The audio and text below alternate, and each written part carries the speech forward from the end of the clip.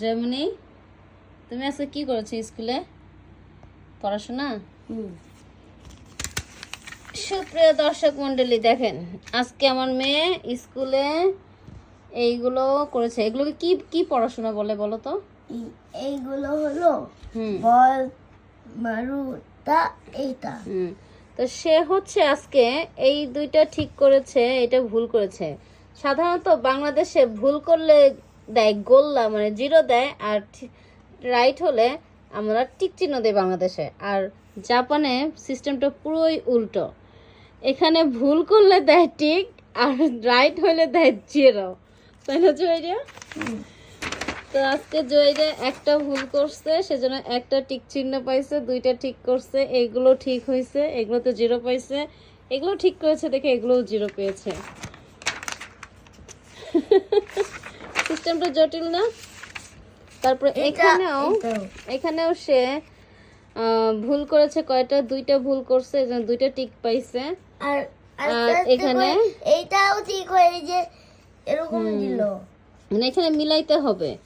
এখানে মানে নাম্বার দেওয়া আছে, এইগুলোর সঙ্গে এই ইয়েগুলো মিলাইতে হবে, মানে 9 বানাতে হবে। এখান থেকে মানে 8 আছে, আর কত হলে 9 হবে, মানে প্লাস অঙ্ক আর কি, যোগের অঙ্ক। তাই এইগুলোর সঙ্গে আড়াআড়ি চিহ্ন দিয়ে এই ম্যাথগুলো করতে হবে। যেমন এখানে 8 আছে, 8 আর 1 হলে 9 হবে, সেই জন্য এটা থেকে এটা। আর 4 থেকে 9 হতে কত লাগবে? 5। আমার মেয়ে ভুল করে দিয়েছে 2-তে, এই জন্য সেখানে টিক চিহ্ন পেয়েছে।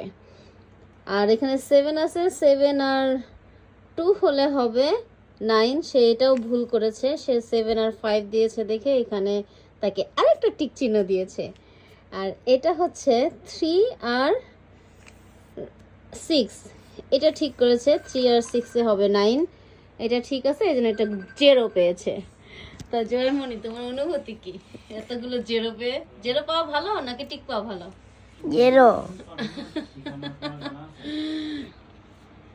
এই হলো জাপানের পড়ার সিস্টেম। এগুলো হচ্ছে তারা ম্যাথ করেছে স্কুলে, ম্যাথ।